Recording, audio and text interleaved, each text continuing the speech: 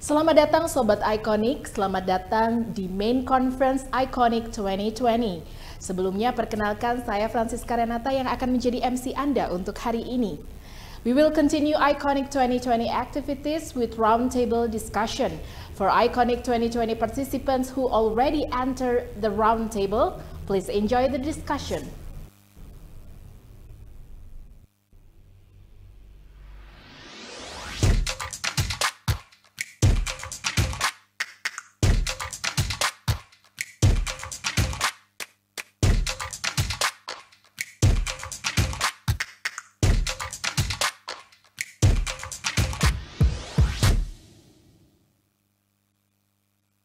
Assalamualaikum warahmatullahi wabarakatuh. Selamat pagi, salam sejahtera untuk kita semua. Om Swastiastu, Namo Buddhaya, Rahayu, salam kebajikan.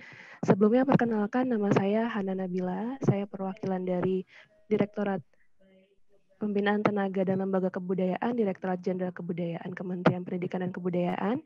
Di sini akan berlaku sebagai backup moderator dan membuka kegiatan diskusi roundtable diskusi kita pada pagi hari ini. Baik, di sini sudah ada narasumber kita.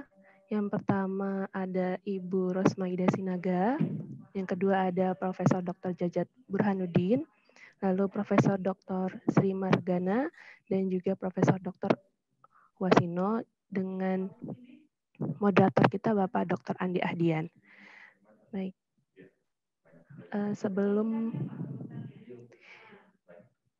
Selamat datang Bapak Ibu narasumber di roundtable discussion dari masyarakat sejarawan Indonesia yang berjudul Perspektif Humaniora dalam Pendidikan di Indonesia.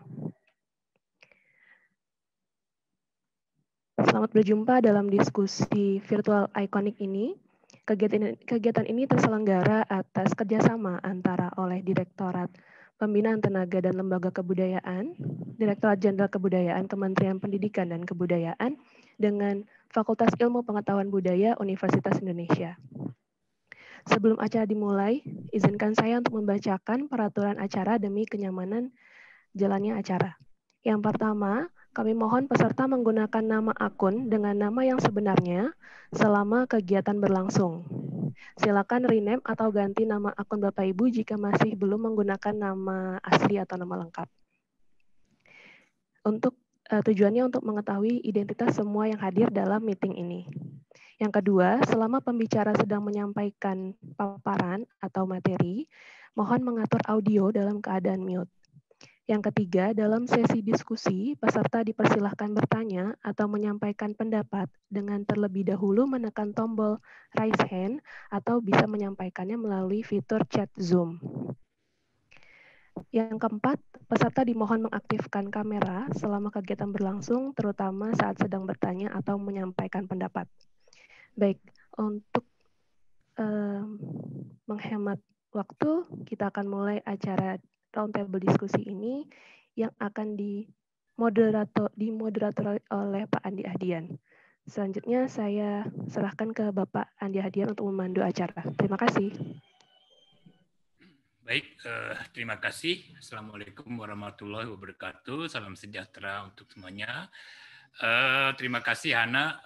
Saya selaku moderator dari session ini akan mengatur pembicaraan dari 4 sosok ya mewakili masyarakat sejarawan Indonesia. Masing-masing ada 2 hal nih. Pertama, ada 2 narasumber kita yang berlatar dengan ilmu pendidikan kesejarahan dan dua lainnya dari ilmu sejarah. Masing-masing adalah Profesor Wasino, guru besar di Program Studi Pendidikan Ilmu Sosial Universitas Negeri Semarang. Lalu ada Dr. Rosmaida Sinaga, pengajar di Program Studi Pendidikan Sejarah Universitas Negeri Medan. Kemudian nanti ada Profesor Sri Margana, pengajar di Program Studi Sejarah Universitas Gadjah Mada, dan terakhir ada Profesor Jajat Burhanuddin, guru besar di Program Studi Sejarah dan Kebudayaan Islam Universitas Islam Negeri Syarif Hidayatullah Jakarta. Jadi masing-masing pembicara akan menyampaikan pokok-pokok gagasan yang sebenarnya dalam beberapa waktu terakhir sempat menjadi pembicaraan ramai di media dan juga kita semua di kalangan baik kalangan pendidik, guru-guru dan juga masyarakat luas. Nah, dari topik ini kita akan membicarakan sebenarnya. Jadi poin utamanya adalah bagaimana perspektif humaniora ini bisa turut memberikan sumbangan dalam pembentukan karakter siswa di sekolah menengah, tinggi dan menengah ya, lalu juga bagaimana metode yang lebih efektif dalam penyampaian tersebut. Saya kira saya tidak akan terlalu panjang lebar dalam kaitan ini untuk mengantarkannya. Nanti saya kira langsung saja kepada masing-masing pembicara ya. Waktunya tadi sudah ditentukan ya 15 menit ya setiap pembicara. Saya mohon bisa efektif karena waktunya terbatas. Pertama-tama saya persilahkan terlebih dahulu Prof. Wasino untuk memulai paparannya, nanti kemudian disusul oleh tadi Bu Rosmaida, dan kemudian nanti Prof. Sri Margana, dan kemudian Prof. Jaja. Silakan. Silakan Prof. Terima kasih. Selamat siang. Salam sejahtera bagi kita semua. Assalamualaikum warahmatullahi wabarakatuh. Terima kasih Mas Andi, saya dikontak untuk berbicara ini. Saya tadinya agak bingung karena ini international conference, saya harus membuat paper atau tidak. Kalau membuat paper dalam bahasa Inggris, dalam waktu dekat saya mungkin agak kewalahan juga, karena pekerjaan juga banyak. Tapi ternyata saya lihat dari brosur, dari apa, itu semua menggunakan bahasa Indonesia. Lalu yang kedua adalah mengenai perspektif humaniora. Terus saya lihat ternyata penyelenggara adalah masyarakat sejarawan Indonesia. Sehingga saya akan fokus saja yang dimaksud dengan humaniora itu adalah pendidikan sejarah. Ya, sebenarnya sekarang ini pendidikan sejarah ini sudah mulai menarik dibandingkan dengan 5 tahun yang lalu. Di mana kalau anak-anak saya yang sekarang sudah kuliah itu kalau pelajaran sejarah sama sekali tidak tertarik walaupun bapaknya itu adalah dosen sejarah atau guru sejarah. Anak-anak saya tidak ada yang mengambil di jurusan sejarah misalnya gitu. Apa yang ternyata menarik sekarang ini ternyata adalah justru ini adanya media digital.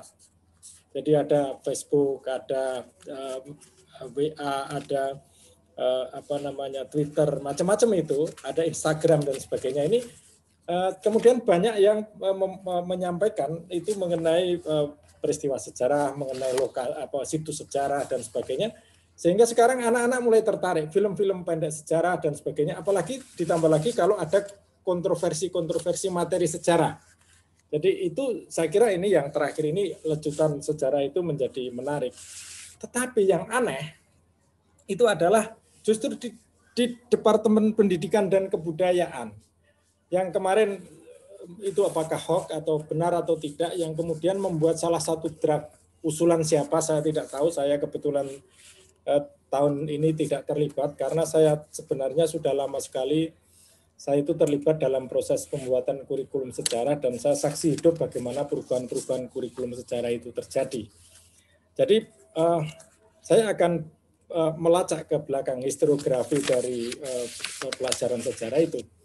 Kalau kita lihat, pelajaran sejarah pada masa revolusi kemerdekaan itu menjadi pelajaran sejarah itu sangat menarik sekali. Dan kita tahu bahwa antara penulis sejarah, antara sejarawan dengan pengajar sejarah itu jadi satu. Dan itu saling memberi. Sehingga kita kenal adanya yang namanya Sanusi Pane, kita kenal adanya Ruslan Abdul Ghani, kita kenal ada bahkan bukan sejarawan tapi menulis sejarah dan juga berbicara mengajarkan sejarah seperti Muhammad Yamin dan sebagainya. Sehingga apa waktu itu?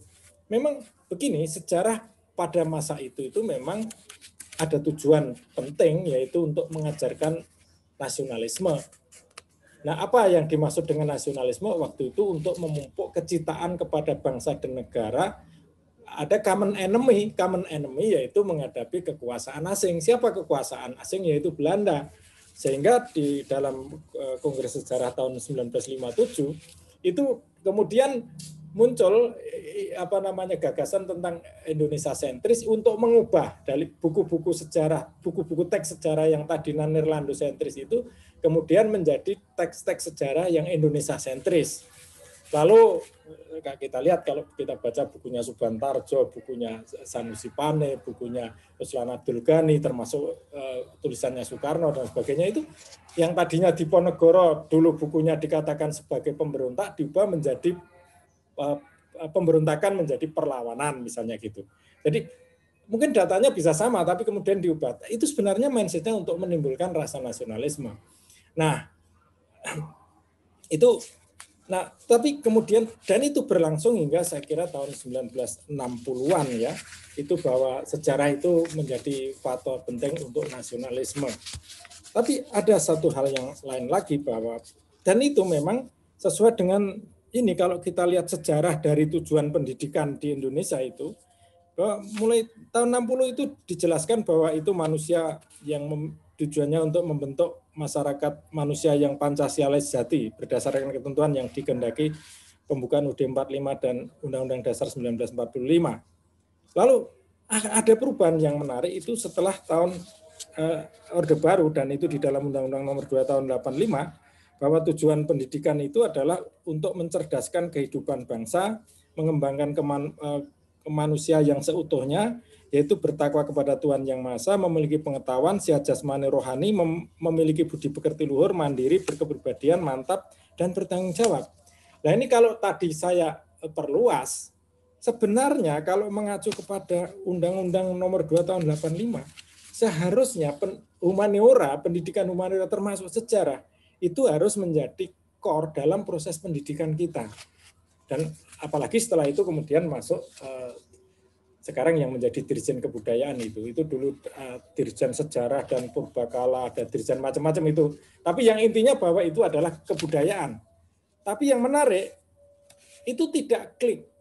Jadi walaupun ada dirjennya yang mengurusi kebudayaan, tapi itu tidak menjadi penyinar bagi perumusan kebijakan kependidikan di Indonesia. Nah, tapi itu kita harus bersyukur meskipun di kalangan sejarawan itu harus dikritik-kritik, itu Pak Nugroho Susanto. Jadi Profesor Nugroho Susanto seorang sejarawan yang saya kira sangat orde baru sekali dan kemudian dia meskipun ada tujuan lain dalam proses pengembangan sejarah, tapi dalam kata-mata pelajaran sejarah itu penting, Soeharto waktu itu sangat percaya kepada Nugroho Susanto. Lalu pelajaran sejarah yang dulu namanya sebelumnya itu hanya satu, sejarah kebangsaan. Dulu itu sejarah kebangsaan itu sebagai backup dari pendidikan civic Pancasila. Terus bergeser, itu terutama kurikulum tahun 1975, kurikulum 75 itu pendidikan sejarah itu tergeser karena muncul teman-teman yang lulusan dari Amerika itu memasukkan yang namanya social studies education. Jadi pelajaran sejarah itu dulu itu mempunyai kemandirian, sekarang itu masuk dalam satu rumpun social studies education. Dan kita lihat memang awal-awalnya jumlah jamnya masih cukup menarik karena saya lihat struktur kurikulumnya itu social studies education kalau di SD itu integrated, di SMP itu juga integrated, di SMA, SMK itu mulai separated. Itu paling enggak saya lihat yang terpadu di SMP itu 6 jam pelajaran. Tapi nanti di kurikulum berikutnya dan itu 6 jam pelajaran itu untuk sejarah, untuk ekonomi, untuk sosiologi, untuk antropologi, untuk politik, masuk semua di situ. Nanti dalam kurikulum berikutnya tinggal 4 jam. Nah, sementara di SMA itu mulai ada pemisahan yang namanya sejarah karena bagian studi sosial, maka sejarah itu bagian dari pengembangan ilmu pengetahuan. Lalu sejarah itu dia masuk ke kelompok rumpun ilmu dulu SMA sosial, terus kemudian SMA bahasa, itu SMA A2 A3 gitu. Nah, yang lain eksak. Dan pemisahan ini membuat sebenarnya pelajaran sejarah mulai terpinggirkan. Nah, Nugroho atau Susanto itu ingin, dan itu berpengaruh di GBHN. Karena apa? Itu dia memantik para pejuang-pejuang, terutama dari kalangan militer, bahwa bangsa Indonesia itu antara generasi tahun 45 dengan generasi tahun 80-an itu ada jarak berpikir. Nah, untuk itu perlu ada pewarisan nilai. Nah, kemudian muncul yang namanya pendidikan sejarah perjuangan bangsa yang itu terpisah dari sejarah sebagai keilmuan atau pendidikan IPS.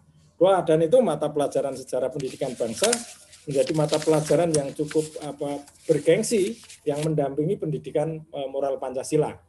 Dan waktu itu terus terang saya masih kuliah di jurusan sejarah Undip, tapi saya waktu itu jadi kepala sekolah SMA Kristen di Semarang, dan saya mengajar juga sejarah perjuangan bangsa, meskipun saya itu mengajar, dan saya betul-betul bagaimana merasakan bagaimana itu pelajaran. Dan memang pendidikan PSBB waktu itu idenya itu bagus, tapi materinya indoktrinasi, sejarah tentang peran militer. Jadi seolah-olah, dan itu dimulai dari zaman Jepang sampai dengan Orde Baru. Dan terus juga ada kesan PSBB itu peran tokoh-tokoh sipil, apalagi seperti Soekarno, Tan Malaka dan sebagainya itu menjadi terpinggirkan. Itu, tapi ini ide tentang PSBB. Nah, karena dianggap bahwa Nugroho atau Susanto itu dianggap ada politisasi terhadap sejarah, lalu kemudian dalam periode berikutnya tahun 80-an itu mata kuliah, mata pelajaran sejarah ya 94 ini, terutama 94 itu PSBB dihapus. Ada beberapa waktu kemudian, dan sejarah hanya menjadi bagian dari IPS dan jamnya makin dikurangi. Di SMP, IPS hanya 4 jam pelajaran per minggu yang dibagi sejarah, ekonomi, geografi, sosiologi, antropologi. Berarti kalau itu mengajar sejarah itu paling banter 1 jam per minggu. Nah, ini jadi ada proses historiografi seperti ini. Nah, yang menarik lagi tentang kurikulum 2004 ketika pasca reformasi, pokoknya itu dianggap bahwa pelajaran sejarah terutama yang berkaitan dengan penanaman nilai-nilai kejuangan dan sebagainya itu dianggap sebagai Soehartoisasi, lalu kemudian muncul sejarah itu kemudian mulai dipinggirkan dan bagian dari IPS tetap 4 jam pelajaran. Tapi yang menarik, yang menjadi keributan itu, ini saya kira sampai sekarang masih menjadi PR kita, itu terutama adalah mengenai materi-materi kontroversial. Dan di antara materi kontroversial yang kalau misalnya tentang serangan umum 1 Maret 49 itu sudah orang memahami. Tapi begitu peristiwa 65, kurikulum 2004 itu paling waktu itu berusaha tim pembuat kurikulum itu supaya tidak menimbulkan konflik menggunakan bahasa yang lebih dan tidak disebut kata-kata PKI. Nah, itu timbul gerakan masyarakat, yaitu dipolitisasi oleh ormas-ormas tertentu, sehingga itu menganggap bahwa ada semacam ingin menghilangkan peran PKI dalam proses peristiwa 65 misalnya gitu. Nah, kalau sebelumnya itu politisasi oleh negara, sekarang kurikulum sejarah politisasi itu oleh kelompok-kelompok organisasi keagamaan menekan negara, tapi juga mantan-mantan anggota militer yang dia takut terganggu, kemudian itu. Lalu kemudian muncullah kurikulum baru 2006. Nah, waktu itu saya terlibat, ketuanya Prof. Joko Suryo, saya menjadi sekretaris waktu itu, kemudian anggotanya ada Prof. S. Hamid Hasan, ada saudaranya Pak SBY itu Pak Sutomo, dan ada satu lagi adik saya itu Mas Baudin dari UGM. Nah, yang menarik bahwa sebenarnya waktu itu saya sudah mengusulkan ya peristiwa 65 itu, kata-kata yang ingin dipakai waktu itu saya sebagai sekretaris mengusulkan adalah tragedi 65. Wah, saya diserang. Oh, tragedi 65 itu bukan tragedi tapi pemberontakan PKI.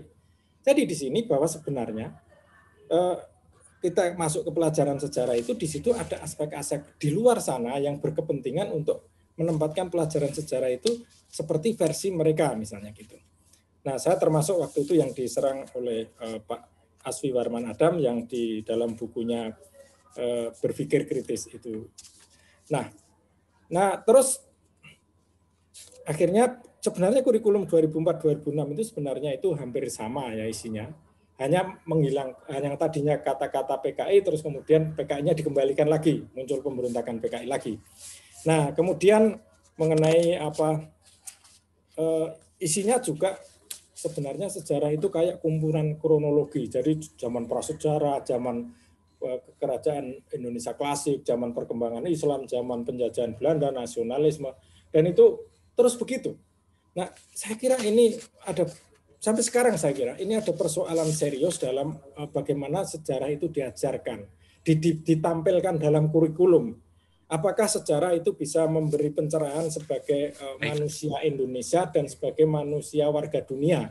Saya kira ini memang harus ada pembongkaran terhadap konten tentang kurikulum sejarah itu, dan saya kira tidak cukup hanya diskusi dalam satu seperti ini.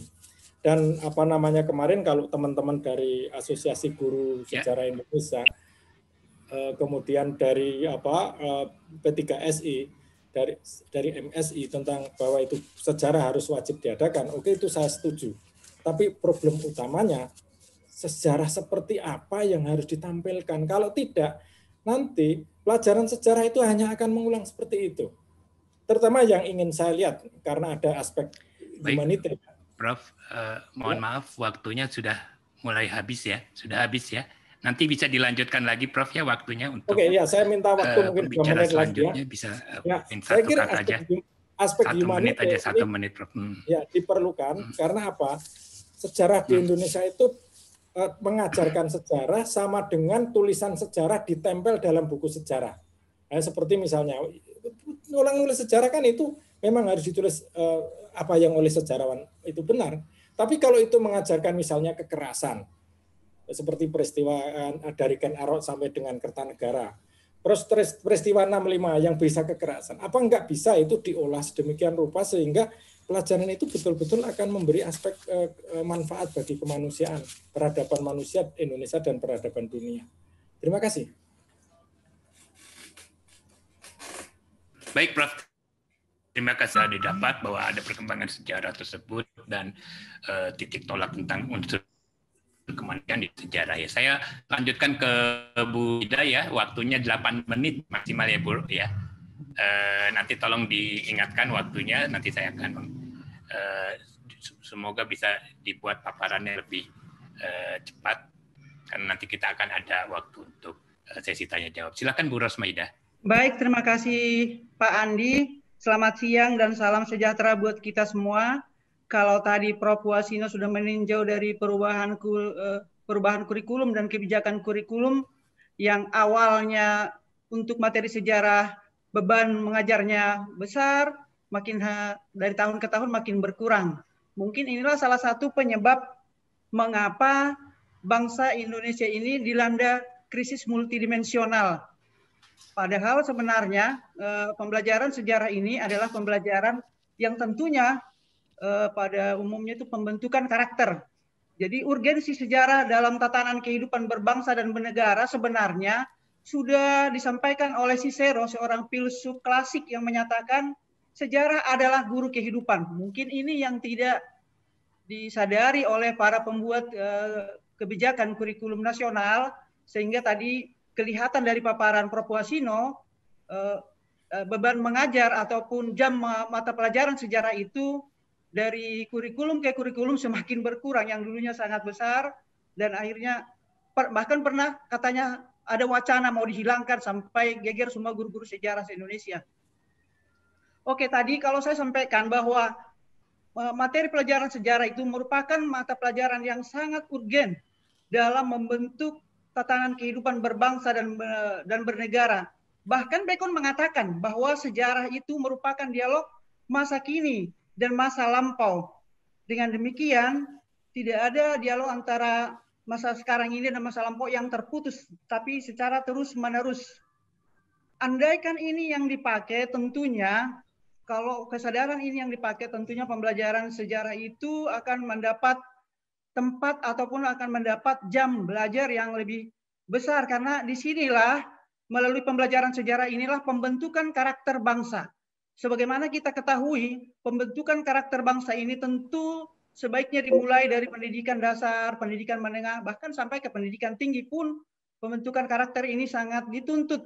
Karena kita tahu akhir-akhir ini masyarakat Indonesia, kalau kita membaca di sosmed ataupun melihat berita-berita di sosmed, banyak sekali ujaran kebencian, banyak sekali berita bohong, banyak sekali intoleran pernyataan intoleran yang termuat di media-media sosial. Tentu ini salah satu dampak karena kita tidak memberikan tempat bagaimana kita membentuk karakter daripada peserta didik. Misalnya di dalam mengajarkan sejarah, kita selalu melihat konflik. Misalnya ketika mengajarkan zaman penjajahan, kita melihat konflik antara Indonesia dengan Belanda. Kita hanya melihat sisi negatifnya saja, tapi tidak pernah kita mengajarkan ada juga sisi positif dari penjajahan kolonial itu. Karena setiap pelaku sejarah itu tentu ada sisi baiknya. Hal inilah mungkin makna di balik peristiwa itu yang tidak tersampaikan. Yang disampaikan adalah fakta-fakta kering sehingga seringkali muncul pernyataan-pernyataan yang menyatakan bahwa pembelajaran sejarah itu sangat membosankan. Ya karena seolah-olah peserta didik itu dipaksa untuk menghafal fakta atau tanggal peristiwa, pelaku peristiwa, tapi makna di balik peristiwa kurang dianalisis. Bisa saja ini karena memang ada juga guru-guru yang mengajar sejarah bukan berlatar pendidikan sejarah. Jadi dipaksakan menjadi guru sejarah karena seolah-olah kalau menjadi guru sejarah itu sangat gampang, sangat mudah. Padahal kenyataannya kalau mau mengajarkan secara baik untuk menciptakan warga negara yang bertanggung jawab, sebagai warga negara baik pun sebagai warga dunia yang bertanggung jawab, mestinya guru-guru dalam mengajarkan sejarah itu harus lebih menonjolkan makna dari peristiwa itu, bukan hafalan fakta, tapi menganalisis makna-makna dari peristiwa sejarah. Karena peristiwa sejarah itu akan menumbuhkan rasa nasionalisme bagi bangsa Indonesia ini. Menumbuhkan rasa nasionalisme, tentunya juga ada keteladanan yang bisa kita ambil dari para pejuang. Tapi kenyataannya di dalam kehidupan kita sehari-hari, seringkali kita saling menjelekkan antara satu dengan yang lain. Katakanlah ketika misalnya perubahan pemerintahan dari Orde Baru, dari Orde Lama ke Orde Baru, seolah-olah semua apa yang dikerjakan oleh pemerintahan Orde Lama itu hitam, karena kita selalu menggunakan kacamata hitam dan putih. Jadi yang Orde Baru disebut putih, Orde Lama disebut hitam, karena tadi kita hanya memakai kacamata hitam dan putih. Demikian juga misalnya ketika reformasi terjadi, kita yang hidup di era reformasi memandang bahwa pemerintahan Orde Baru itu semuanya hitam. Jadi seolah-olah seperti itu ya, selalu timbul. Karena tadi saya katakan bahwa kita itu menggunakan kacamata hitam dan putih. Kita tidak pernah mau mengajarkan sisi positif dan sisi negatif. Tentu dalam memandang suatu peristiwa, mestinya kita harus mengajarkan sisi positif dari suatu peristiwa itu dan juga sisi negatif karena kita manusia. Pelaku sejarah itu adalah manusia yang tentunya tidak sempurna. Pasti ada sisi negatifnya, ada sisi positifnya. Tapi kalau kita selalu menonjolkan yang negatif-negatif saja, tentu itu juga akan menyebabkan generasi muda kita itu selalu berpandangan negatif terhadap orang lain. Itu terbukti karena sekarang ini kalau kita tadi saya katakan di dalam membaca sosmed banyak sekali ujaran kebencian, banyak sekali berita-berita hoax. Orang-orang semakin tidak bertanggung jawab terhadap negara ini. Katakanlah ketika demonstrasi tidak hanya menyampaikan apa yang ada di benak di pikirannya, tapi juga merusak milik dari negara kita ini. Katakan bangunan-bangunan yang tentunya itu membutuhkan biaya yang sangat besar, tapi kita tidak pernah berpikir, terutama generasi-generasi muda, sangat mudah terpancing sehingga tidak pernah berpikir bagaimana sih untuk menjaga aset-aset negara ini. Kita tidak merasa memiliki aset negara itu sebagai milik kita. Inilah pertanda kegagalan dari pembelajaran sejarah kalau menurut saya. Itu menurut saya, bukan juga yang saya teliti ya. Dengan demikian, supaya hal-hal ini tidak terjadi, supaya semangat kebangsaan, supaya semangat keteladanan bisa diperoleh oleh generasi muda, terutama kelas pendidikan dasar, lembaga pendidikan dasar sampai pendidikan menengah, karena tadi kita katakan bahwa yang diutamakan adalah pembentukan karakter, maka model pembelajaran yang digunakan adalah sebaiknya model pendidikan yang berbasis pembangunan karakter, pendidikan karakter. Jadi Yang diutamakan adalah pendidikan karakternya, bukan penghafalan fakta-fakta yang kering tadi. Tapi bagaimana supaya karakter daripada generasi muda ini, terutama kita ketahui bahwa sekarang ini generasi milenial, yang sebentar lagi akan melahirkan generasi Z, yang tentunya sudah lebih hebat lagi nanti tantangan yang akan dihadapi. Oleh karena itu, dalam rangka supaya tadi generasi muda kita ini mampu menghadapi tantangan yang tentunya akan lebih besar daripada tantangan masa kini, maka sebaiknya kita di dalam membelajarkan sejarah itu memaknai semua peristiwa-peristiwa sejarah, menganalisis sebab akibat terjadinya suatu peristiwa itu. Kalau kita menganalisis akibat dan menganalisis sebab akibat, tentu ada hal-hal positif yang bisa diambil oleh para generasi muda kita ini, yang bisa ditanamkan dalam hatinya sehingga menjadi seorang warga negara yang bertanggung jawab, yang baik, yang bertanggung jawab bukan hanya terhadap dirinya, tapi juga terhadap bangsanya, bahkan terhadap warga dunia ini. Tentu itu yang diharapkan, karena dalam pembelajaran sejarah itu adalah pembentukan warga negara yang baik, itu tujuan yang utamanya. Oke, dengan demikian di dalam mengembangkan model pembelajaran untuk pendidikan menengah dan pendidikan dasar, maka sebaiknya kita mengacu kepada tujuan pembelajaran sejarah. Kalau kita sudah mengacu kepada tujuan pembelajaran sejarah sebagaimana dituangkan dalam kurikulum 2013, tentunya apa yang diharapkan oleh pembentukan karakter tadi itu akan terjadi. Misalnya, di sini dikatakan bahwa salah satu tujuan sejarah memahami nilai-nilai yang terkandung dalam peristiwa sejarah. Jadi dengan demikian, yang kita sampaikan ataupun yang disajikan oleh seorang guru adalah pemaknaan dari peristiwa sejarah itu supaya generasi muda bisa mengambil hal-hal positif yang terkandung dari peristiwa sejarah itu. Berikutnya, menumbuhkan sikap meneladani kepemimpinan.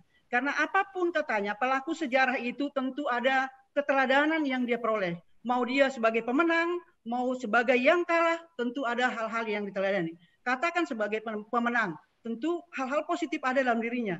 Ketika dia kalah juga, misalkan karena dia kalah dipenjarakan, tentu ada yang diteladani di situ, yaitu jiwa berkorban. Generasi-generasi yang sebelum kita tentu mempunyai semangat yang luar biasa di dalam mempersatukan dan kesatuan negara kita ini. Ya, terima kasih. Jadi dua pembicara pertama sudah menyampaikan beberapa hal penting dari aspek pedagogi tadi ya. Pertama ada penanaman nilai di dalam pembelajaran sejarah dengan karakter ya, pendidikan karakter yang utama, lalu dari segi konten sifatnya yang militeristik, negara sentris dan kekerasan, konflik penuh kekerasan perlu ditinjau ulang, lalu juga ada dimensi bagaimana pembelajaran sejarah bisa membangkitkan dimensi kemanusiaan kita gitu. Nah, sekarang kita akan beralih pada dari sudut yang lain. Ada dua pembicara yang akan bicara di sini. Ada Prof. Sri Margana. Saya persilahkan waktunya untuk Prof. Sri Margana. Sudah online ya. Silakan Prof. Saya akan memulai sesuatu yang sedikit banyak sama dengan apa yang disampaikan oleh Prof. Wasino. Mengenai kenyataan-kenyataan yang ada, tetapi sekaligus ini sebagai respon saya terhadap apa yang kita kenal sekarang dengan konsep kampus merdeka itu, yang disampaikan oleh Pak Menteri Pendidikan. Jadi menurut saya sejarah itu akan tetap penting perannya di dalam masyarakat berbangsa dan bernegara, itu sudah pasti kapanpun itu. Namun kita juga tidak bisa berharap banyak bahwa negara itu akan berbuat sesuatu yang lebih ya pada sejarah. Jadi sikap negara akan tetap sama seperti biasa, normatif, secara moral akan mengakui pentingnya sejarah, namun tidak akan berbuat sesuatu yang lebih dari biasanya. Saya yakin itu. Nah, kecenderungan baru itu justru menunjukkan bahwa masyarakat itu memiliki kesadaran sejarah yang terus meningkat. Jadi di pihak masyarakat justru lebih peduli, yang tampak dari meluasnya kehadiran sejarah itu di ruang sosial dan ruang publik dalam berbagai bentuk. Disadari atau tidak, masyarakat kita itu semakin lebih intim ya dengan sejarah. Sejarah bukan lagi pelajaran untuk mendidik karakter saja, namun sejarah adalah bagian dari hidup dan seolah-olah seperti udara yang kita hidup sehari-hari. Nah, sejarah tidak lagi sekedar narasi atau lembaran-lembaran buku, teks pidato, slogan-slogan dalam spanduk, layar TV, film, dan koran, media cetak. Tetapi sejarah sudah menjadi semacam consuming history, sudah menjadi konsumsi seperti itu. Dari makanan, kuliner, mode pakaian, gaya rambut, kafe, restoran, hotel, villa, resort, dekorasi rumah, furniture, lukisan, komik, tembang, lagu-lagu, film, drama, teater, ketoprak, ludruk, wayang, semuanya itu sudah sampai semuanya, hampir semuanya memiliki narasi sejarah yang unik. Jadi mereka memanfaatkan narasi sejarah untuk kepentingan-kepentingan itu. Ya, itu kita bisa lihat dalam kehidupan sehari. Nama-nama restoran sudah dengan nuansa sejarah, konten makanan dalam restoran, menunya itu sudah sejarah. Pakaian ingin kembali kepada gaya kebaya masa lalu dan sebagainya. Apalagi di film banyak mengangkat tema sejarah sekarang. Dekorasi rumah, foto-foto lama pada dicetak dipasang di rumah. Jadi pokoknya di dalam kehidupan sehari-hari kita itu sudah melihat kenyataan itu, kesadaran sejarah yang mulai timbul di dalam masyarakat yang semakin luas. Nah, saya merasa belum pernah dalam sejarah itu terjadi ya, belum pernah sejarah menjadi begitu bernilai dalam kehidupan manusia seperti yang terjadi saat ini. Jadi komunitas-komunitas sejarah juga mulai tumbuh di berbagai ruang sosial, politik, dan kebudayaan. Tiba-tiba itu masa lalu itu seperti unik gitu, seperti romantik, terasa antik, terasa artistik, pokoknya yang tik-tik-tik gitu semua menjadi menarik ya. Sehingga museum-museum pun tidak hanya tumbuh dari lembaga pemerintah. Sekarang perusahaan-perusahaan besar, kecil itu sudah membuat museum-museum sendiri. Bahkan individu-individu yang memiliki kegemaran koleksi pribadi barang-barang antik itu sudah membuat museum-museum sendiri. Ya, dia artefak-artefak sejarah mulai diburu, dikoleksi, dipamerkan, dan diberi penafsiran kembali nilai-nilainya. Kemudian, jadi kalau kita lihat dari semua kenyataan ini, pengetahuan dan kesadaran tentang sejarah itu sekarang tidak sekedar hanya menjadi moral appealer atau penghimbau moral gitu. Tetapi seperti Bourdieu bilang sudah menjadi intellectual capital, seperti social capital, bahkan economic capital yang sangat menjanjikan. Nah, tentu saja ini berkaitan pokok dengan apa yang harus kita menjadi concern kita gitu. Nah, perkembangan ini dapat dimaknai ya bahwa sejarah tidak lagi sebagai ilmu yang hanya melahirkan guru-guru sejarah dan peneliti dan penulis sejarah, tapi dapat juga menghasilkan profesi-profesi baru ya, di bidang usaha dan menjadi individu-individu yang mandiri. Singkatnya, sejarah dapat melahirkan juga kemandirian dalam bentuk lapangan kerja di berbagai bentuk. Nah, tentu bagaimana kita merespon itu? Saya kira universitas atau lembaga-lembaga pendidikan tinggi itu yang paling bertanggung jawab untuk merespon bahwa kenyataan-kenyataan baru ini di satu sisi sangat menggembirakan dan perlu direspon dengan baik dan tepat.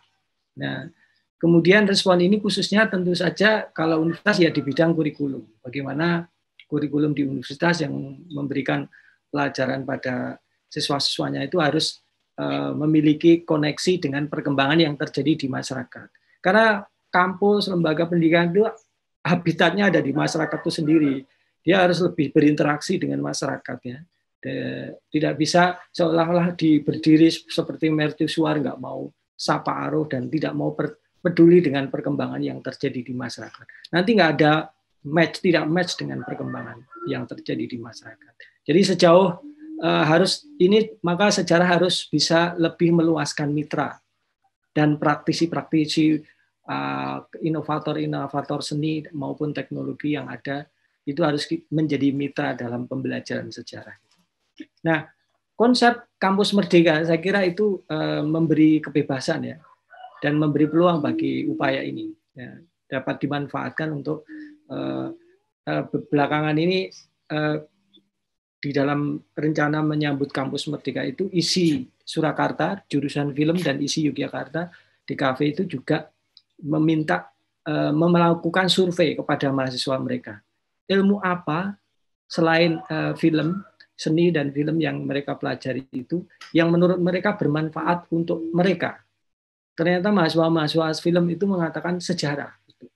Nah, oleh karena itu, mengapa ISI ingin bekerja sama dengan Sejarah UGM untuk kerjasama ini. Jadi nanti mahasiswa ISI bisa belajar sejarah di UGM, sebaliknya mahasiswa sejarah bisa belajar membuat film di ISI. Nah, seperti itu link dan match. Jadi sebetulnya ide-ide yang disampaikan oleh Pak Nadiem itu juga bisa mengarahkan kembali agar sejarah nggak sekedar hanya aspek-aspek yang moralis saja, tapi sebetulnya sejarah juga bisa menjadi modal kemandirian. Nah, dalam perkembangan itu tentu perlu mempertimbangkan sekarang ini masih ada dikotomi, ya. Dikotomi antara di kampus itu ada prodi ilmu sejarah dan ada prodi pendidikan sejarah. Nah, menurut saya dikotomi ini menjadi tidak relevan lagi kalau kita ingin mengarahkan sejarah tidak sekedar sebagai moral pillar, tapi sebagai semacam juga bidang studi yang bisa mengajarkan kemandirian. Bahkan kita melihat kenyataan orang lulusan pendidikan sejarah juga pandai menulis sejarah, orang yang lulusan ilmu sejarah pandai mengajar sejarah, dan sebaliknya. Mungkin saya kira perlu dipertimbangkan lagi apakah dia hanya sekedar pemisahan secara administratif dan kelembagaan, atau memang ini bisa menjadi persoalan di dalam pengembangan pembelajaran sejarah. Ya, terima kasih Mas Margana. Masih ada satu pembicara lagi, Prof. Jajat Burhanuddin. Sudah siap sepertinya. Saya langsung saja, Prof. Jajat, silakan untuk menggunakan waktunya 8 menit ya. Oke, terima kasih Andi. Terima kasih Andi. Susah nih ngomong terakhir ini. Diambil sama Pak Margana, terus kemudian Pak Wasino, dan Bu Mas Rusmainda. Mungkin gini aja deh. Saya setuju dengan Pak Margana tadi bahwa memang di balik berbagai isu soal sejarah yang siapa punya masalah, ada kemudian kemarin terakhir isu soal penghapusan sejarah dan lain sebagainya. Tapi di sisi lain, atau problem yang juga tadi diangkat sama Pak Wasino soal studi sejarah, tapi di sisi lain juga kita memang menyaksikan satu gairah yang tinggi di kalangan masyarakat, komunitas tentang yang berkaitan dengan sejarah. Gitu.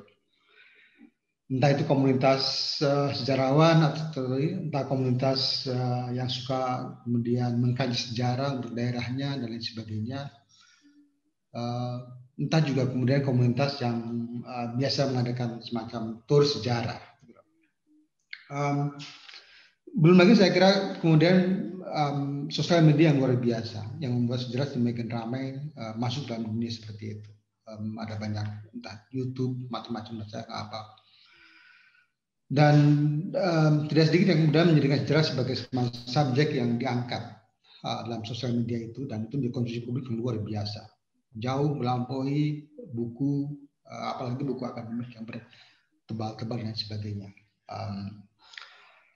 Karena itu dulu Kemendikbud ketika masih ada direktur sejarah itu kan berusaha untuk membuat beberapa buku-buku sejarah yang berjilid-jilid itu menjadi sebuah komik atau produk yang lain yang kira-kira diharapkan lebih ramah dengan generasi milenial. Nah, memang itu dua hal yang kayak bertolak belakang ya. Satu hal yang di masyarakat luar biasa agresif, cukup berkembang, kuat. Di sisi lain di sekolah semakin banyak persoalan. Jadi saya kira itu dua hal yang mungkin perlu didekati dengan hati-hati. Pertama,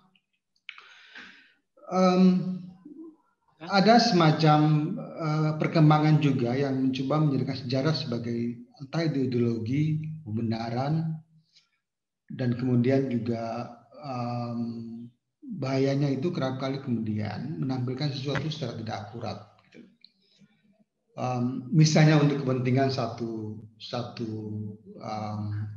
hasrat tertentu, entah itu pemikiran, golongan, kemudian juga kepentingan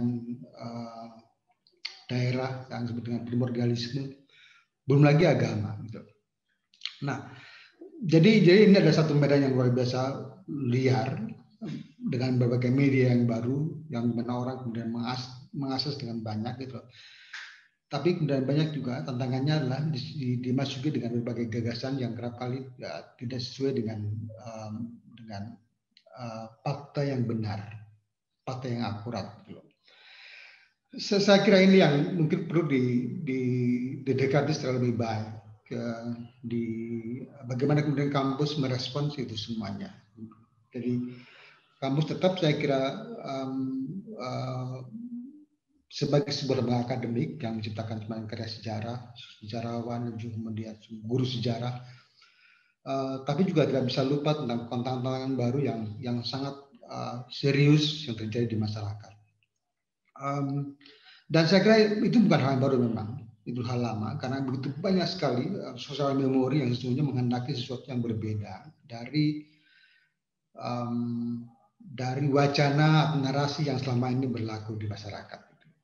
Itu saya kira tantangan yang mungkin perlu diperhatikan kalau kita mengadres tumbuhnya satu kajian atau minat atau gairah mempelajari sejarah seperti yang berkembang di masyarakat selama ini, entah dalam bentuk komunitas maupun dalam bentuk media sosial dan lain sebagainya. Saya tidak tahu, mungkin juga apa karena itu dan atau juga yang terkait juga dengan memang persoalan di sekolah yang saya kira sampai sekarang masih sangat serius soal sejarah. Sejarah sebagai sesuatu yang terkait dengan masa lalu dibiarkan begitu saja sehingga kemudian membuat studi itu membosankan, tidak menarik orang dan sebagainya. Dan itu saya kira belum ada satu langkah yang serius. Entah departemen terutama yang bisa membuat semacam training atau pemberdayaan terhadap guru sejarah. Lepas dari backgroundnya, entah dia bukan sejarah, tapi saya kira kalau dia megang guru sejarah atau pelajaran sejarah, maka menurut saya perlu ada pemberdayaan lebih kuat terhadap guru-guru sejarah sehingga mereka bisa kira-kira menghubungkan sejarah dengan konteks kekinian. Dan beberapa kali saya kira mereka juga bisa merespons perkembangan yang tadi dibilang sama Wargana tadi soal gairah sejarah di masyarakat yang imbasnya kemudian masuk ke dalam para pelajar-pelajar di sekolah, entah itu SMK, SMP, mungkin juga SD, karena kan sosmed sedemikian luas di masyarakat. Saya kira ini isu yang perlu diadres lebih serius bagi kita, entah sebagai dosen atau sebagai seorang penggiat sejarah. Memang benar bahwa negara memang biasa-biasa saja, tapi saya kira kita perlu juga mendorong itu untuk lebih aktif, lebih terlibat. Nah, untuk konteks itu saya sebenarnya menghendaki satu itu yang saya sebut sebagai pemberdayaan mereka yang utamanya bergerak dalam bidang sejarah, terutama adalah guru-guru sejarah. Kalau tadi melihat Pak Wasino ceramah itu itu persoalan yang serius gitu loh. Apakah sejarah mau dibiarkan mereka belajar dari masyarakat luas yang nggak terkontrol, saya bilang tadi, yang mungkin untuk kepentingan kelompok, kepentingan golongan, kepentingan ideologi dan sebagainya seperti itu, atau bagaimana gitu loh. Nah menurut saya sih begini, tetap dua-duanya perlu diadres, itu biarkan itu hak masyarakat, mereka punya hak untuk membuat semacam penafsiran yang bermacam-macam di masyarakat. Tapi perlu ada satu upaya untuk meluruskan, tapi perlu mendidik mereka, terutama generasi di tingkat SMP, SMA itu dengan sejarah yang benar. Minimal mereka tahu bahwa ini datanya serius, data yang tepat, data yang akurat seperti itu. Tapi tentu saja dengan pembelajaran yang juga menarik. Nah, Saya betul dengan Kampus Merdeka, saya kira bisa berbagai cara dilakukan. Jadi nggak harus di kelas, bisa juga keluar, ke museum, bisa kemana, tapi tentu di bawah bimbingan seorang guru. Dan saya kira mungkin poin penting yang pernah saya utarakan bahwa keragaman informasi, keragaman berbagai macam itu juga kemudian membuat kita lebih aware, perlunya kemudian menyaring, bersifat kritis, bersikap mencoba untuk mencari mana yang kira-kira benar dan mana yang akurat sesuai dengan data, mana yang tidak atau yang hoax. Ya, saya kira poin penting yang mungkin kita perlu address dengan baik karena memang dua-duanya sudah berkembang demikian kuat di tengah masyarakat kita. Oke, Mas Andi, sekali lagi saja terima kasih. Ya, terima kasih Mas Jajat. Jadi saya kira ini banyak tema hal yang penting yang menarik disampaikan keempat pembicara kita. Sayang memang waktunya sedikit sekali. Ada waktu sebenarnya 20 menit katanya ada alokasi waktu dari panitia untuk kita saling berbicara bersama. Saya akan kasih satu garis poin-poin penting ya dari dua pembicara pertama ada dari segi struktur ya terkait dimensi formal pendidikan. Aspek politis merupakan salah terpenting dalam pemikiran tentang bagaimana pendidikan sejarah dilakukan ya, politis dalam artian yang luas seperti keteladanan, karakter sebagai tujuan dan kadang di sini di dalamnya ada kontroversi yang muncul yang menyulitkan bahkan misalnya nanti guru-guru di lapangan. Kedua, dalam dimensi publik non formal kita lihat di luar struktur ada perkembangan kesadaran sejarah di kalangan masyarakat dalam beragam bentuk yang mengisi ruang publik. Ini menarik bahwa ruang publik sebenarnya lebih mengkonsumsi pengetahuan sejarah yang lebih kaya sesungguhnya di dalam konteks sekarang. Dan terakhir tadi ada poin tentang bagaimana aspek pemberdayaan terhadap guru-guru sejarah di lapangan yang menurut tadi pembicara terakhir dari Pak Jajat begitu juga penting. Jadi mereka adalah ujung tombaknya sesungguhnya. Jadi kita pengen tahu sebenarnya bagaimana lalu ekosistem yang terjadi ya. Saya jadi ingat kontroversi yang terkait dengan guru sejarah di Perancis ya. Itu ada tragedinya juga. Jadi betul-betul pembelajaran juga buat kita sekarang dan bagaimana di antara masing-masing nih empat pembicara ini membahas ekosistem yang tepat seperti apa sih? Kita ada benturan di dalam sistem birokrasi, dalam sistem pendidikan, tapi kita juga melihat ada perkembangan di luar sana gitu, kesadaran sejarah semakin meningkat, kesukaan terhadap sejarah. Jadi sejarah seperti apa yang ingin disampaikan? Lalu ekosistem apa ya yang bisa mendukung gitu? Kira-kira gitu dari dua pembicara pertama, saya persilakan Prof. Fassino, waktunya 2 menit, 3 menit. Baik, saya akan mengomentari yang pertama itu bahwa sebenarnya antara ranah negara dan ranah masyarakat itu memang seharusnya bisa disatukan untuk kepentingan apa itu sebenarnya memahami masa kini berbasis masa lalu. Tapi kepentingannya berbeda. Jadi kalau yang disebut Pak Margono itu orang jualan makanan, kemudian dia justifikasi supaya laris, kemudian dia pakai menggunakan ikon-ikon masa lalu. Tapi dalam kerangka pendidikan, sudah seperti judul besarnya adalah dalam rangka pendidikan memasukkan nilai-nilai humaniora, maka pendidikan sejarah terutama berkaitan dengan nilai-nilai kemanusiaan itu memang harus menjadi ranahnya pemerintah. Nah, masuk apa? Masuk kurikulum. Kan begitu. Nah, sekarang ini misalnya gini ya, saya akan ungkap saja tentang dendam sejarah ya. Tidak usah sampai masalah G30S. Antara orang Bandung dengan orang Jawa itu masih punya dendam sejarah karena warisan terus-menerus tentang cerita Gajah Mada dan Dyah Pitaloka misalnya gitu. Antara orang Jepara dengan orang Kudus itu masih punya dendam, itu berkaitan dengan persoalan Sunan Kudus dan Aryo Penangsang misalnya gitu. Antara Mataram dengan Pasisir itu dari orang-orang tua itu masih dilestarikan seperti itu. Nah, bagaimana menyelesaikan dendam-dendam sejarah itu melalui pelajaran sejarah? Kalau nyatanya ada formal pelajaran sejarah di sekolah. Kalau konten pelajaran sejarah itu tidak diolah sedemikian rupa. Belum yang menyangkut pembelajarannya. Kayak kebetulan mengajar di LPTK ada ilmu sejarah, ada pendidikan sejarah. Meskipun di LPTK itu sudah diajarkan tentang model-model pembelajaran sejarah yang sangat menarik, termasuk menggunakan model pembelajaran yang mutakhir. Real di lapangan, guru-guru itu tidak menerapkan model-model seperti itu. Sudah. Yang salah satu yang sangat menyakitkan itu apa? buku teks sudah dari pemerintah, perspektif dari pemerintah, tergantung menulisnya seperti apa. Terus yang kedua, itu tidak memberi kreativitas pada guru untuk menekankan muatan-muatan lokal. Dan yang ketiga, itu penyakitnya LKS, Mas. Jadi penerbit menjual LKS di mana-mana, sehingga sekolah itu, guru-guru sejarah hanya memerintah siswa untuk mengerjakan LKS. Dan itu dari Sabang sampai Merauke itu kadang-kadang LKS-nya dari Solo. Terima kasih. Ya, terima kasih. Bu Rusmaida, bagaimana kalau dalam kaitan dengan guru nih ya, posisi guru nih, pemberdayaan guru. Tadi Prof. Wasino sudah melihat dari struktur pemerintah, struktur kurikulum memang penting. Gimana Bu Rusmaida? Oke, terima kasih Pak Andi.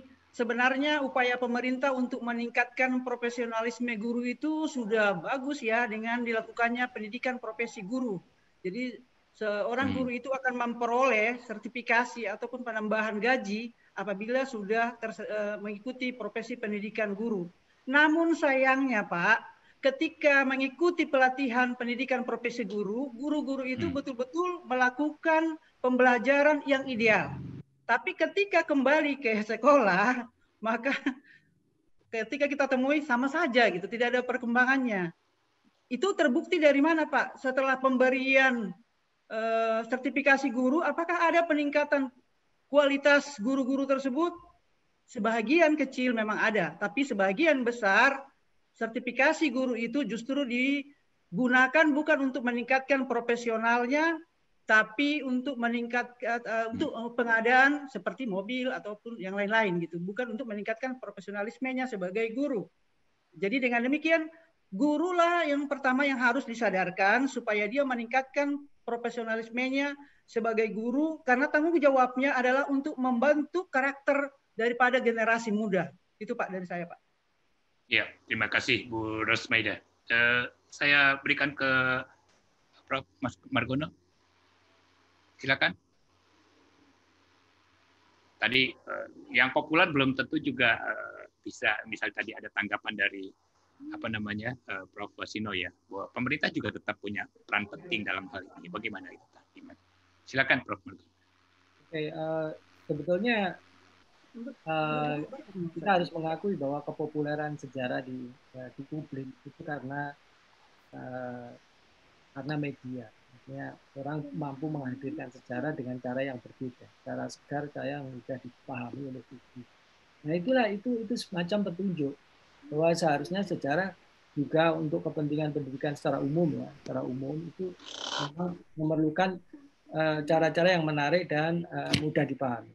Tapi kalau yang dimaksud adalah pembelajaran sejarah untuk orang yang nanti berprofesi sebagai sejarawan atau profesi sejarah itu memang khusus, bahwa mereka tidak bisa hanya fokus pada kurikulum sendiri yang dibangun berdasarkan argumentasi akademik tanpa melihat perkembangan di dalam masyarakat. Jadi supaya lembaga-lembaga pendidikan seperti kampus itu tidak tercerabut dari perkembangan zaman dan interaksinya dengan masyarakat. Harus merespon masyarakat. Lagi pula salah satu tanggung jawab moral terbesar itu adalah terhadap lulusan-lulusan kita. Jadi lulusan-lulusan kita itu harus menjadi tanggung jawab kita untuk dapat bermandiri atau mendapatkan lapangan kerja, dan kita tidak bisa menanggung tergantung kepada pekerjaan yang diberikan negara. Jadi harus diciptakan itu. Idealisme sejarah tidak akan hilang seandainya orang itu kemudian membuka usaha. Karena apa? Karena itu salah satu cara dia membuat ilmunya menjadi ilmu yang praktis. Jadi sekalipun dia ingin menghadirkan sejarah dalam publik dengan bentuk yang lain, dalam bentuk seni atau industri atau apapun, tetap idealismenya adalah sejarah. Muatan pokoknya itu sejarah. Yang harus diantisipasi adalah ketika sejarah hadir di publik tanpa kontrol. Sehingga ketika setiap orang ingin menghadirkan sejarah menurut versinya sendiri tanpa pemahaman yang baik tentang sejarah. Hingga akhirnya nanti banyak sekali pseudo histori yang muncul di dalam masyarakat. Jadi itu yang harus kita pertimbangkan.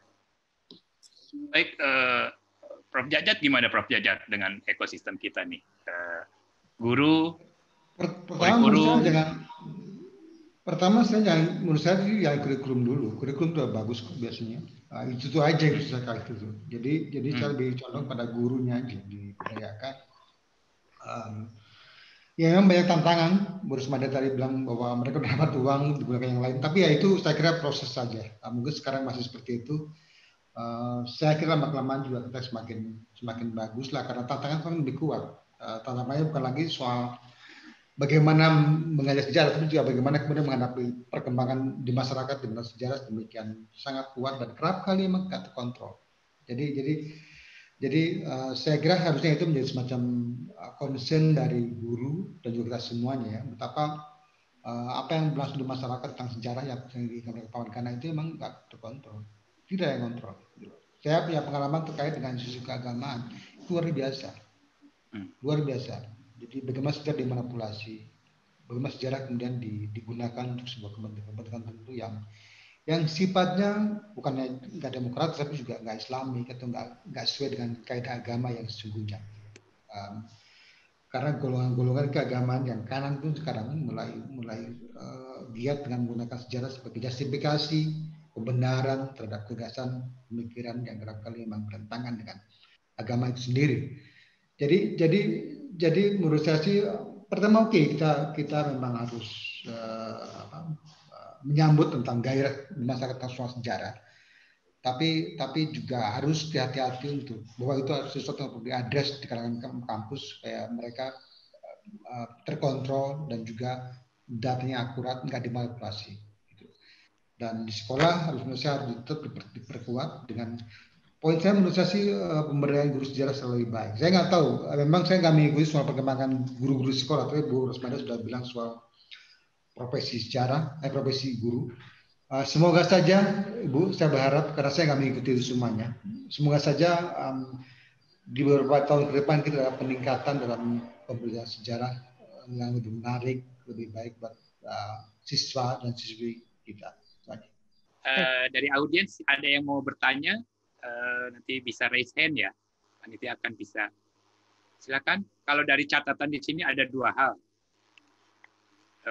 Pertama, ini terkait dengan guru ya. Sebenarnya ada catatan dari Rimba tentang perlunya misalnya guru membaca buku Gombrich. Jadi poinnya adalah peningkatan pengetahuan dari gurunya itu sendiri. Lalu juga ada dikotomi itu tadi ya disampaikan dari Muhammad Rifai bahwa pembelajaran sejarah Indonesia itu membutuhkan guru yang ilmuwan atau ilmuwan yang guru. Nah ini pertanyaannya gini, bagaimana tuh jawabannya? Silakan, Prof. Wasino, ilmuwan yang guru atau guru yang ilmuwan? Boleh dua-duanya ya. Cara undang-undang guru dan dosen, rekrutmen guru itu kan bisa berasal dari memang yang sejak S1-nya itu pendidikan sejarah ya. Tapi bisa juga dari yang ilmu sejarah yang mau jadi guru.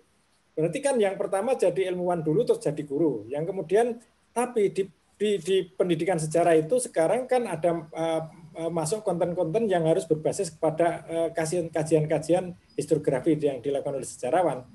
Nah, kemudian di dalam model pembelajaran itu salah satunya ada kan inquiry based learning. Jadi pembelajaran yang berbasis inquiry. Nah, kalau anak-anak diajari untuk inquiry, dia harus datang ke situs-situs sejarah, datang ke arsip. Sebenarnya pidatonya Soekarno waktu pembacaan proklamasi seperti apa, dia harus datang ke arsip misalnya, harus datang ke museum, harus datang ke situs sejarah dan sebagainya.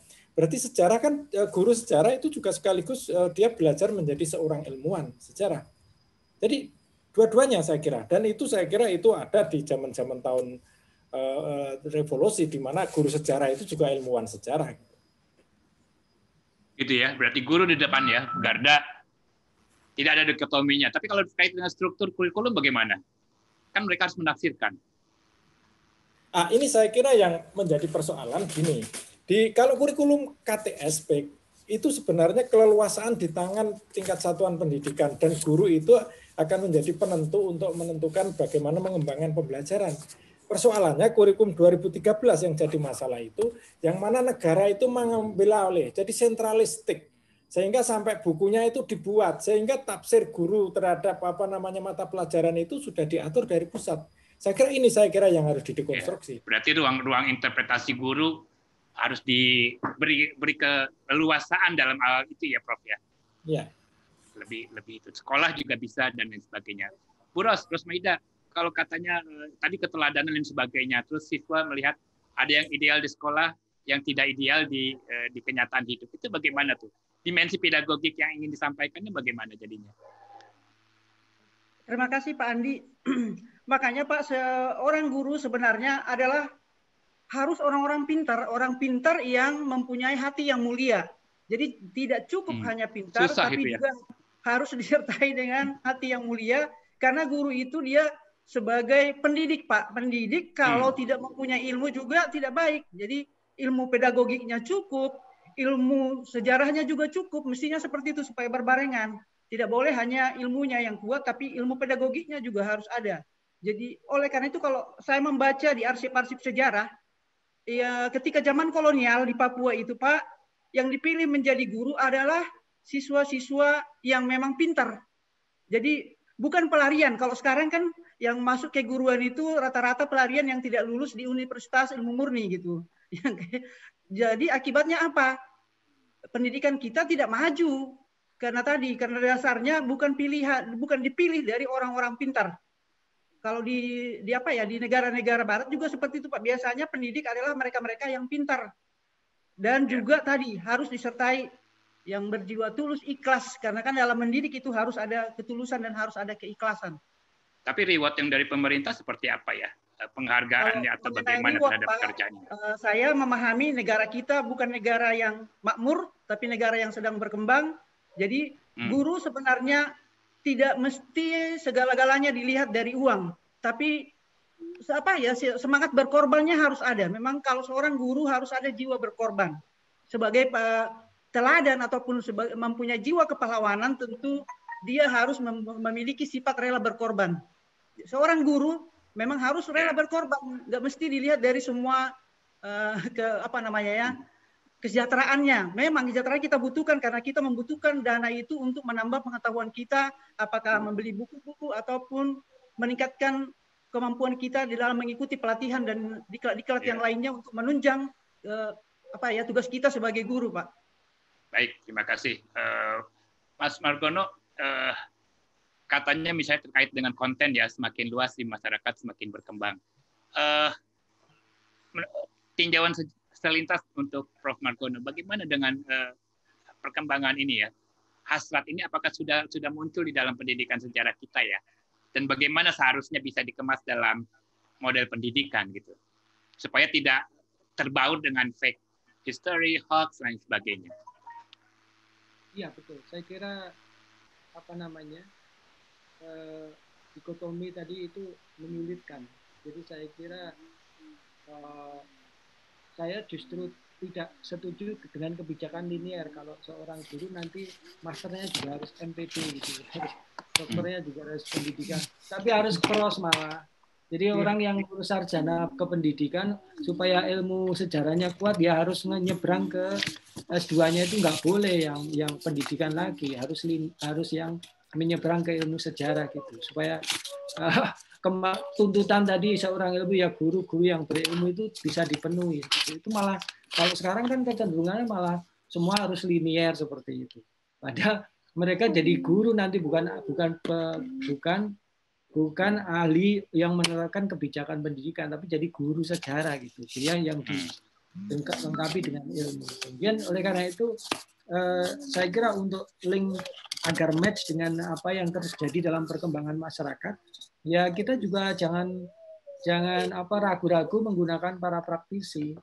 Alumni kita itu banyak loh, lulusan sejarah itu yang bekerja di luar bidang sejarah tapi tetap menggunakan ilmu sejarah. Misalnya orang yang mendirikan penerbitan buku, orang yang mendirikan misalnya turisme travel agent tapi di bidang kesejarahan. Itu semua tetap ilmunya tetap bisa dipakai, tapi untuk yang tidak harus jadi guru atau jadi dosen seperti itu ada.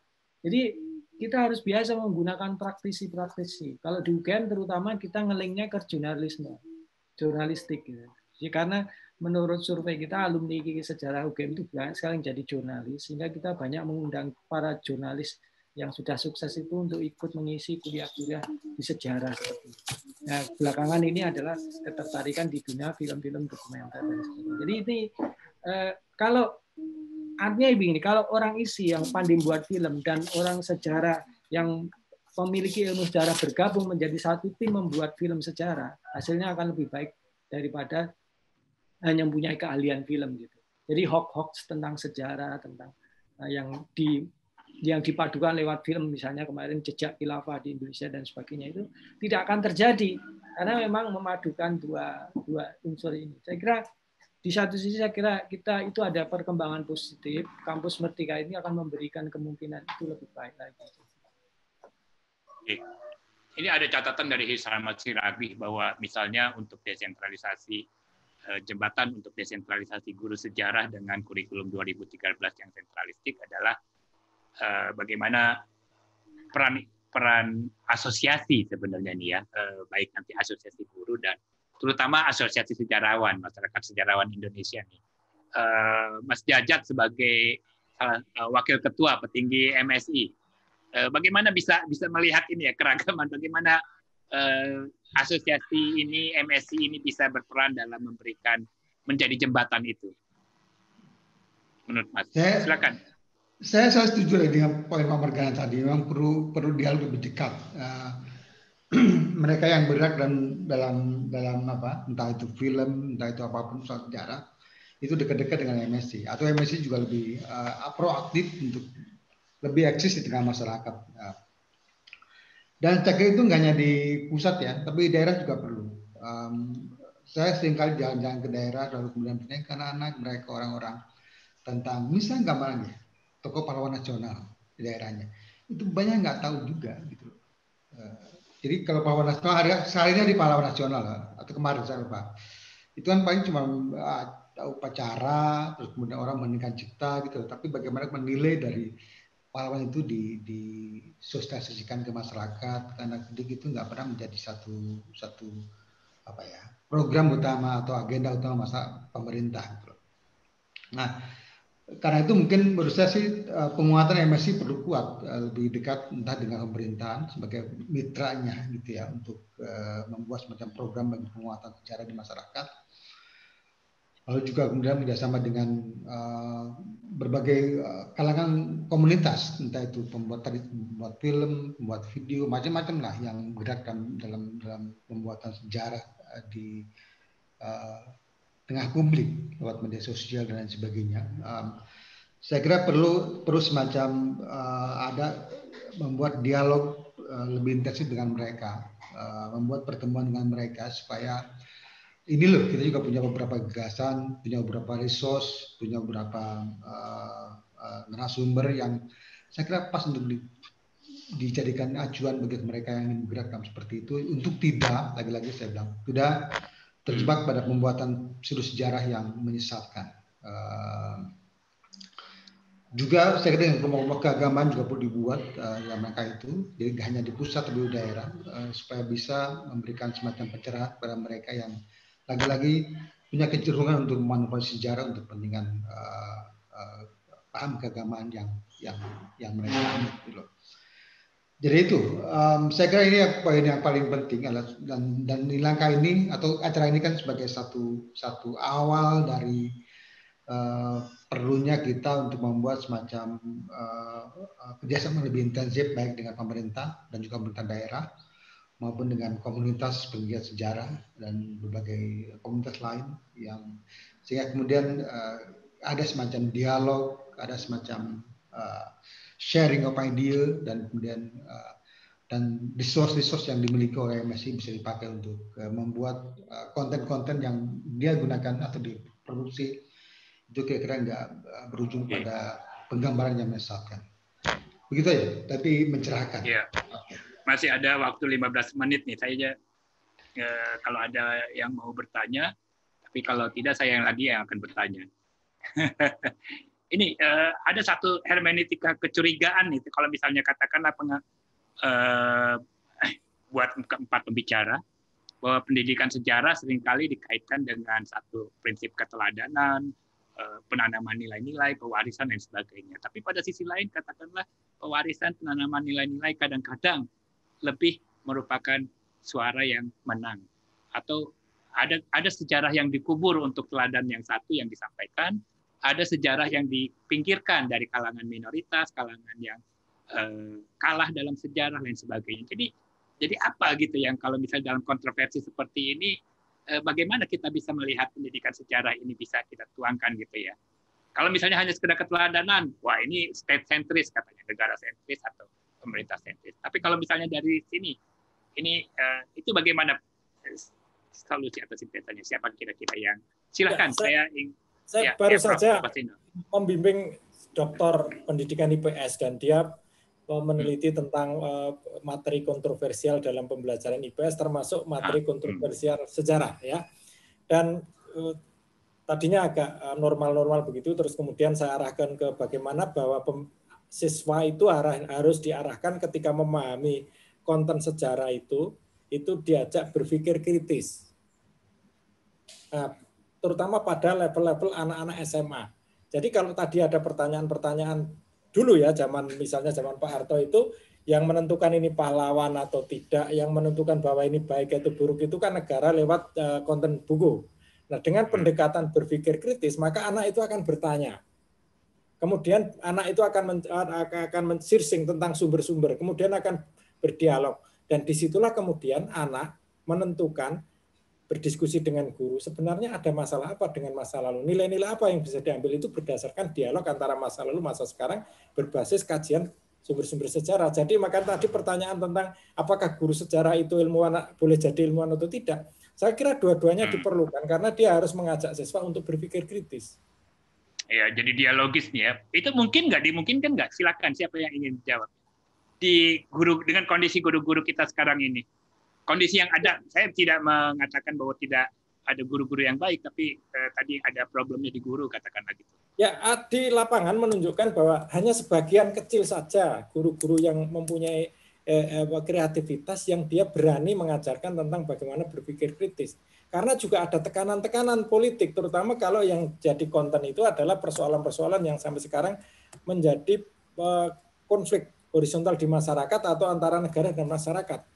Saya ambil contoh misalnya ada salah satu guru di Kebumen itu mengajarkan tentang peristiwa 65 dan kemudian dia menggunakan buku kiri, gurunya diparani sama tentara dari Kodim. Nah, saya kira ini persoalan MSI juga, saya kira. Dan itu persoalan negara juga, saya kira. Ya. Kalau saya ada tanggapan?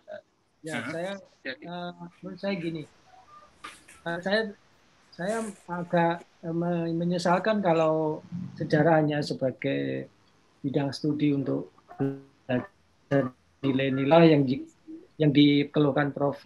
Wasino itu tidak dipahami sejarah sebagai ilmu seperti ilmu yang lain, biologi, kimia, dan sebagainya. Sebenarnya sejarah dianggap sebagai ilmu, dipelajari sebagai ilmu yang juga mengajak orang berpikir kritis seperti ilmu-ilmu yang lain. Tidak sekedar, kalau belajar nilai itu kan banyak nanti tandingannya, ada agama, ada ada seni, ada yang lain, banyak sekali.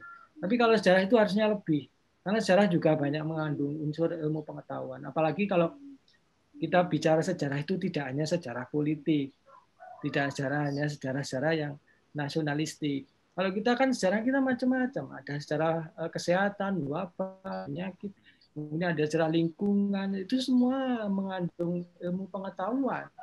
Jadi kalau orang membayangkan sejarah hanya itu, nilai-nilai seperti pahlawan itu saja, ya itu nanti selamanya sejarah akan terpuruk kepada pelajaran nilai-nilai dan orang akan malas. Nah, itu manfaatnya apa ini belajar sejarah kan gitu. Kalau nilai kan bisa dipelajari dari agama, bisa dipelajari dari seni dan sebagainya. Tapi jadi implementasinya gimana tuh ya di sekolah kalau memang sejarah sebagai variasi tematik sejarah, jangan hanya diajarkan yang politik saja. Oke, Bu Rusmaida, gimana tadi? Oke Pak, makanya di dalam pembelajaran sejarah siswa itu kita harus bisa masuk ke dalam peristiwa itu dengan jalan tadi Pak, karena sejarah itu adalah ilmu, maka kita membuat model pembelajaran problem solving dengan mengajak siswa kita itu untuk meneliti suatu peristiwa sejarah. Jadi dengan demikian kita mengajari siswa itu untuk mencari sumber-sumber sejarah, melakukan verifikasi, menginterpretasi, dan menulis sejarah walaupun itu penulisan sejarah secara sederhana. Dengan demikian tentunya siswa akan lebih tertarik karena dia bisa menemukan sendiri, mencari sendiri sumber-sumber tentang peristiwa sejarah itu. Sebagaimana yang kita lihat, karena sekarang ini pembelajaran secara daring, ketika saya mengawasi PPG ataupun menjadi pembimbing dosen pembimbing di PPG, saya melihat bagaimana ketertarikan siswa itu ketika guru itu membawa siswa itu ke suatu situs sejarah untuk meneliti peristiwa sejarah yang pernah terjadi di situs tersebut gitu. Jadi dengan demikian penerapan ilmu tadi, sejarah sebagai ilmu betul-betul dikuasai oleh si siswa, dan juga siswa itu lebih memahami. Bagaimana kita tahu bahwa secara psikologi juga apabila dia mengalami sendiri, maka itu akan diingat lebih lama daripada membaca teks saja, Pak. Jadi tidak ada masalah ya terkait dengan sejarah sebagai ilmu untuk penerapannya. Tapi gimana kalau kondisi konteksnya tadi di sini ada beberapa dari peserta bilang di sekolah banyak guru yang banyak beban administrasi di luar mengajar, itu satu. Kedua, kualitas gurunya sendiri. Itu bagaimana? Ideal nggak? Kan itu karena menuntut. Lalu kurikulum, tadi Pak Prof. Wasino bilang kurikulumnya aja bisa membatasi. Oke Pak, jadi gini Pak ya, kesalahan kita di dalam memproduksi guru itu, terutama bukan saya meremehkan perguruan tinggi swasta, bukan sama sekali ya, asalkan syarat yang diterima sebagai mahasiswa di sana betul-betul memang betul yang berkualitas gitu, bukan asal masuk saja yang penting ada mahasiswa. Karena pengalaman saya di dalam membimbing PPG, lulusan-lulusan yang tidak jelas ya Pak ya, bukan dari perguruan tinggi negeri, pada umumnya sangat lemah di dalam ilmunya Pak, dalam ilmu dan juga dalam ilmu pengetahuannya dan juga pedagogiknya Pak. Itu yang saya yang saya sudah pelajari ketika saya sudah mulai dari 2008 sampai sekarang, berarti 12 tahun lah saya menjadi dosen pembimbing di PPG, yang saya amati seperti itu. Tentunya ini juga menjadi PR bagi pengelola perguruan tinggi swasta supaya di dalam mendidik mahasiswanya menjadi seorang guru harus betul-betul dibenahi, bukan asal lulus 4 tahun pas lulus, bukan seperti itu gitu.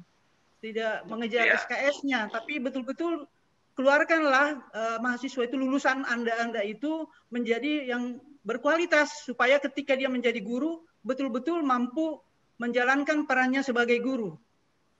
Ya, ini sudah disinggung oleh Bu Farida tadi juga ya. Jadi guru ada mahasiswanya juga harus diseleksi lebih lanjut ya untuk orang yang menjadi guru. Cuma sekarang saya pengen tahu nih balance-nya gitu ya, gimana antara tuntutannya besar kan guru sejarah berarti kan udah nilai, dan juga ilmu, lalu juga standar, harus ada standar. Ini gimana ya penyelesaiannya? Saya tuh bukan orang IKIP ya, jadi saya tidak tahu. Tapi banyak suara, sorry Pak Wasino ini, Pak Rosmaida, banyak suara yang kemudian sedikit bahwa kita terlalu birokratis gitu loh. Ada banyak sekali tugas-tugas yang harus mereka emban di luar bidang akademik gitu. Itu karena itu. Tapi saya juga sering kali kerapat untuk merumuskan soal kurikulum saya dengan teman-teman di pendidikan. Memang rumit sekali, dibuat rumit kalau menurut saya sih. Jadi karena itu mungkin sisi itu saya kira mungkin catatan juga buat teman-teman Pak Wasino yang di IKIP dan teman-teman sebagainya. Yang penting menurut saya sih mereka bisa menghadirkan sejarah sebagai sesuatu yang menarik aja, mencerahkan, menarik, terus kemudian lebih inovatif, gitu. Seperti itu aja kalau buat saya sih. Dan saya tidak tahu apakah persoalan seperti yang diangkat Pak Wasino soal pesisir, pedalaman itu masih perlu diadil atau enggak. Saya kira di Amerika juga ada selatan, utara itu kan terus-menerus ada seperti itu. Jadi itu hal yang sangat biasa dan itu saya mewarnai sebuah corak pemahaman terhadap masyarakat bahwa kita beragam, berbeda sama lain. Nah, kalau saya tidak punya background di pendidikan, tapi saya mengajar sejarah, tiap hari mengajar karena saya sebagai dosen. Pengalaman saya tidak lebih pada penguatan, ya sebenarnya di lapangan kan sangat fleksibel, maksudnya di kelas gitu. Bagaimana kita membuat suasana lebih dinamis, lebih membuat tugas-tugas juga yang bisa membuat mereka lebih tune in dengan ide sejarah, seperti itu aja. Cuman kadang-kadang memang mereka mau nggak mau banyak sekali kewajiban-kewajiban yang di luar akademik itu yang kerap kali memang membuat mereka lebih terpaku ke situ ketimbang mereka berpikir soal sesuatu yang inovatif, sesuatu yang baru, yang membuat sejarah lebih bisa masuk di apa namanya di alam pikir anak muda yang milenial yang udah beda dengan kita. Itu aja. Jadi ya memang agak berat, tapi usaha yang mungkin gini. Kalau dalam isu-isu demokrasi itu kan banyak sekali LSM yang bergerak masuk ke sekolah gitu, memberikan semacam training dan lain sebagainya. Memang itu tidak pernah masuk dalam sejarah. Saya nggak tahu kenapa, itu aneh. Jadi menurut saya perlu menggalakkan isu itu supaya mereka juga kemudian punya partner baik, gitu ya. Nggak hanya semacam training yang diberikan oleh pemerintah, tapi juga saya kira perlu membuat semacam partnering dengan kelompok-kelompok lain, terutama MSI dan saya kira kelompok-kelompok LSM yang sudah punya background, punya pengalaman yang baik dalam soal membuat sejarah lebih menarik, lebih kontekstual, lebih masuk ke dalam pikiran anak muda. Itu aja saya kira. Oke, terima kasih Mas Cacat. Di sini juga ada catatan bahwa bukan hanya guru sebenarnya, problemnya juga ada di masyarakat, itu satu, dan keluarga ya. Juga ada kondisi lapangan bahwa mengajar tidak hanya 24 jam, tapi beban jamnya juga di atas 32-34 jam. Itu luar biasa. Prof. Hasino, sedikit ada catatan tentang bagaimana sih sebenarnya, karena guru selalu karena ujung tombak, ya, tapi di belakangnya itu ada struktur, ada sistem yang bekerja mengatur guru ini. Itu bagaimana sih catatannya sebagai catatan akhir kita di 2 menit ya, Prof? Sebenarnya undang-undang guru dan dosen itu sudah sangat melindungi guru itu sebagai jabatan fungsional, sebagai profesi yang dia mandiri, yang merdeka. Tapi realitasnya itu birokrasi ingin selalu mengekang guru. Dan sebenarnya mulai dari ujian nasional itu juga perampasan terhadap hak guru untuk melakukan evaluasi dengan alasan untuk standarisasi dan sebagainya. Dan juga kalau sampai ke sekarang guru SD itu di bawah kekuasaan Dinas Pendidikan Kabupaten Kota, guru SMA SMK sekarang di bawah provinsi. Nah itu tekanan birokrasi itu juga cukup banyak. Nah saya kira gimana ya akan dimulainya, senang atau tidak senang, kalau kita sudah masuk ke guru, maka harus ada political will dari pemerintah. Apalagi guru, dosen saja sekarang kan kebebasan akademiknya, saya takut kalau saya berbicara terlalu keras. Ada teman saya di Aceh mengkritik dekannya langsung kena undang-undang IT sampai sekarang belum beres. Betul. Saya setuju. Jadi ada ekosistem di kita yang sebenarnya juga perlu dilihat di dalam pengetatan. Kalau yang ditawarkan Mas Margono tadi saya setuju saja, pokoknya masyarakat public history makin mengembangkan, sekarang makin berkembang. Tapi yang berkaitan dengan sejarah yang bersentuhan dengan arus vertikal dan arus horizontal yang berkaitan dengan konflik dan sebagainya, saya kira ini masih menjadi diskusi yang menarik. Sebenarnya kami kemarin soal yang sejarah yang berkaitan dengan masalah yang bersinggungan dengan politik itu, karena Pak Dirjennya itu orang aktivis, saya kira dia akan membuat gebrakan-gebrakan baru sehingga kita akan menemukan sejarah dalam pengertian yang formal itu akan terselesaikan. Baik, Prof. Terima kasih. Saya kira waktunya mulai habis. Terima kasih buat Prof. Hasino, Bu Rusmaida, Prof. Cacat, Prof. Sudimogana atas waktunya. Saya kira memang ada 2 hal penting. Pertama, guru di garda depan, sistem kita juga perlu kita lihat untuk melihat bagaimana perspektif humaniora ini bisa menjadi bagian penting dalam pendidikan kita. Saya kembalikan waktu tempat kepada panitia.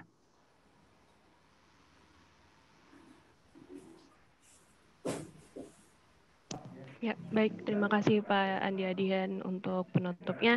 Juga terima kasih kepada Bapak Ibu narasumber yang sudah memaparkan paparan yang luar biasa, diskusi yang luar biasa, produktif dan insya Allah bermanfaat untuk kita semua. Terima kasih atas kontribusi Bapak Ibu narasumber, juga moderator, juga Bapak Ibu partisipan yang sudah hadir. Terima kasih. Baik, demikian roundtable. Dari Asosiasi Masyarakat Sejarawan Indonesia. Semoga apa yang sampaikan dalam roundtable discussion ini bermanfaat untuk kita semua dan untuk kedepannya sejarah bisa lebih baik lagi.